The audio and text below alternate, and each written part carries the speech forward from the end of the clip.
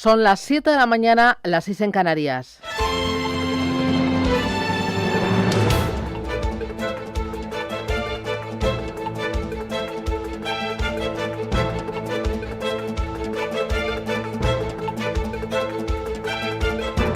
Capital Intereconomía, con Susana Criado.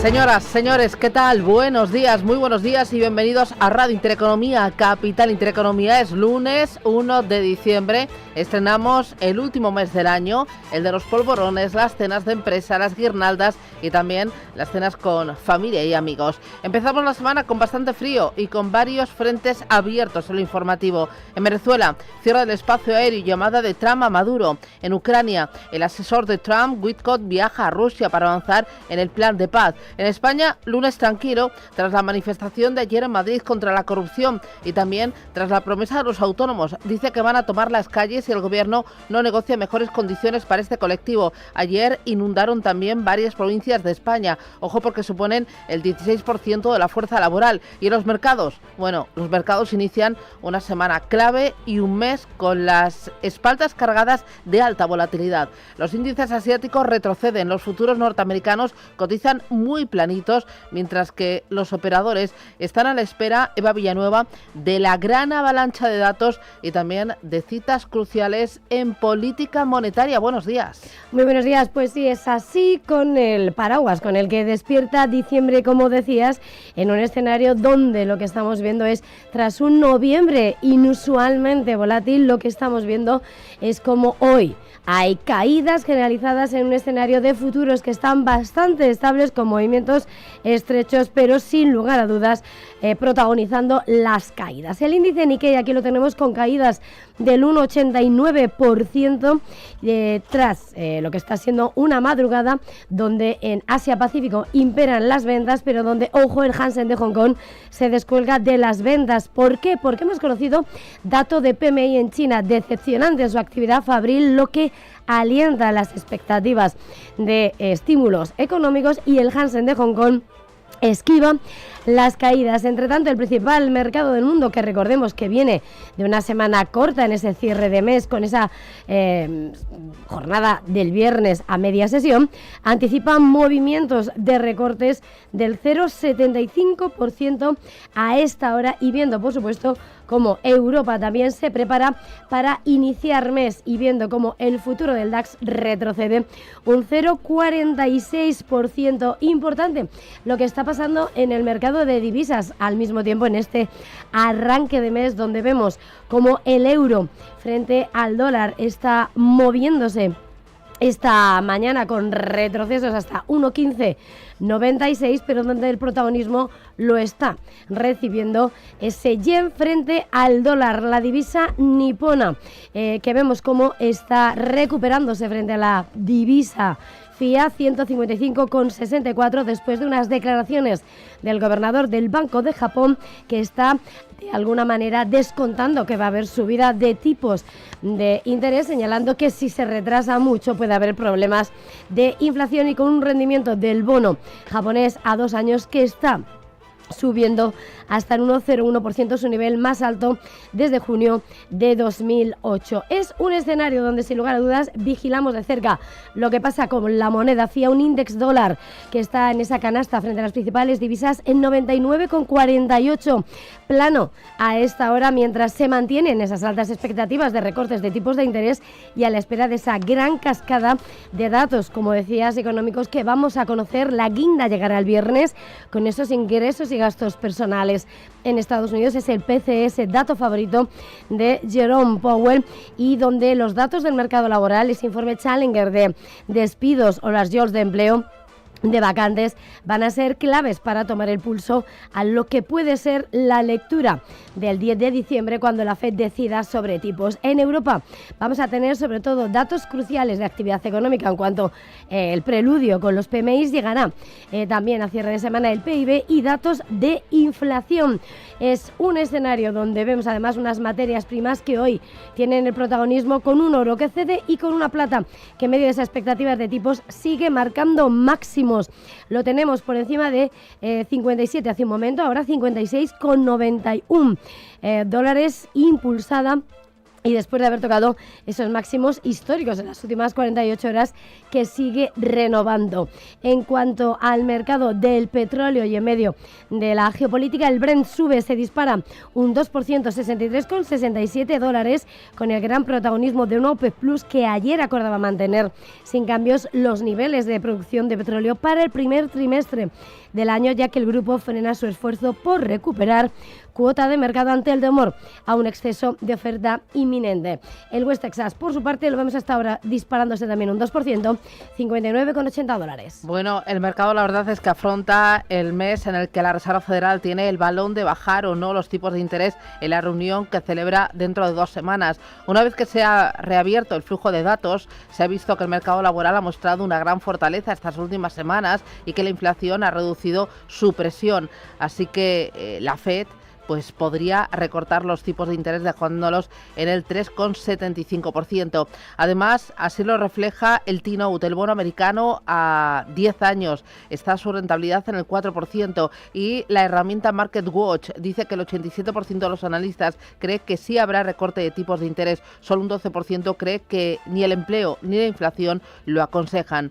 A partir de hoy se pone el foco además en la reducción del balance de la Reserva Federal, un programa que fue diseñado para eliminar el exceso de liquidez del sistema financiero y llevarlo a niveles que permitan a la Fed ejercer un control firme sobre su objetivo de tasas. Mirando a la Fed, otra de las grandes incógnitas que se va a despejar este mes es quién va a ocupar el sillón de Powell.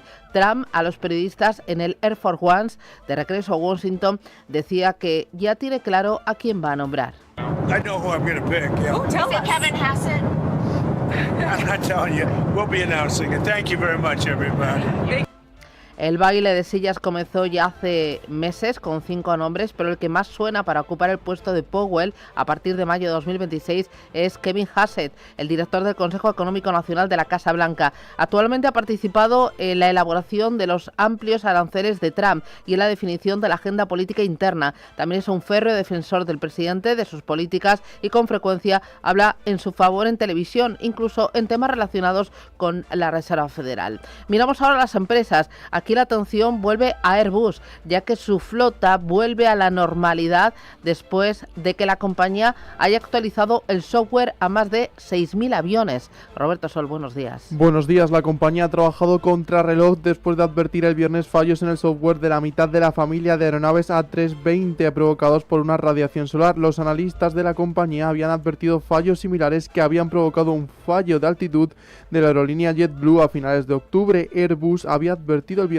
a decenas de compañías desde Asia a Estados Unidos que debían retirar dichos aviones hasta encontrar una solución. Aunque en un principio la alerta había preocupado y mucho, sobre todo en Estados Unidos, las últimas estimaciones invitan a la calma. Aunque Airbus había indicado un tiempo estimado de reparación de 3 horas por cada avión, varias aerolíneas ya habían bajado las horas estimadas y el número de aviones afectados, aunque la propia JetBlue ha confirmado que cancelará 20 vuelos este lunes después de devolver el servicio en 137 de las 150 aeronaves afectadas. La principal solución que han encontrado tanto Airbus como los ingenieros de las aerolíneas es volver a una versión anterior del software que gestiona el ángulo del morro. Las dudas, eso sí, sacudan a esta gama de la compañía, la más antigua de la empresa, y también cómo las radiaciones solares pueden afectar a los vuelos a partir de ahora. Y en geopolítica, el enviado especial de la Casa Blanca, Steve Witkoff, viaja hoy lunes a Moscú para reunirse Rubén Gil con Vladimir Putin. Buenos días. Buenos días, una visita en la que van a discutir los puntos clave de ese plan de paz con el objetivo de avanzar en las negociaciones para poner fin al conflicto entre Rusia y Ucrania. El encuentro entre Witkoff y Putin tendrá lugar después de que este domingo una delegación de funcionarios ucranianos se haya reunido en Florida con el secretario de Estado de Estados Unidos, con Marco Rubio. El objetivo final no es obviamente solo el fin de la guerra, aunque eso es fundamental y esencial. Queremos ver el fin de los asesinatos, la muerte y el sufrimiento, y estoy seguro de que los ucranianos, sé que ellos también quieren la paz, pero también se trata de garantizar un fin de la guerra que deje a Ucrania soberana e independiente y con una oportunidad de prosperidad real. Por lo tanto, no se trata solo de poner fin a una guerra, se trata de poner fin a una guerra de una manera que cree un mecanismo y un camino a seguir que les permita ser independientes y soberanos, no volver a tener otra guerra más y crear una enorme prosperidad para su pueblo. En paralelo a estas negociaciones, hoy el Consejo de Defensa y Exteriores de la Unión Europea se reúne y el canciller alemán Friedrich Merz va a recibir al primer ministro de Polonia, Donald Tusk, para tratar, entre otros asuntos, las negociaciones de paz para Ucrania impulsada por Estados Unidos. Además, el ministro de Exteriores de China, Wang Yi, comienza una visita a Rusia, donde va a participar en la 20ª ronda de diálogo estratégico entre Pekín y Moscú. Y para esta semana se espera además que la Comisión Europea presente su propuesta para conceder a Ucrania un préstamo financiado con los activos rusos inmovilizados. Y para esta semana además estaremos pendientes de otras claves. Por ejemplo, en el lado empresarial conoceremos los resultados de Inditex el miércoles. Además, por el lado de empresas, en los próximos días van a presentar cuentas otras compañías como CrowdStrike, Marvel o Hewlett-Packard. En cuanto a referencias, además de esa inflación PCE en Estados Unidos y el IPC y el PIB en la zona euro, vamos a tener cifras de empleo en Estados Unidos, como el ADP de empleo privado, el informe Challenge de recortes de empleo y la encuesta JOLTS de vacantes laborales. Mañana, martes, además, se publica aquí en España dato de paro y afiliación del mes de noviembre. En clave geopolítica, además, la OTAN va a celebrar una reunión esta semana y, según está publicando esta mañana el Financial Times, el organismo apuesta por endurecer la respuesta contra Moscú. El jueves, el presidente de Francia, Emmanuel Macron, va a estar en China, donde se verá con Xi Jinping, y el viernes el Tribunal de París decide una posible suspensión de 3 meses a la plataforma de comercio china Shein tras detectar la venta de productos ilegales en medio de la presión de Bruselas y de la denuncia aquí en España de la plataforma de la gran distribución que acusa a Shein de competencia desleal.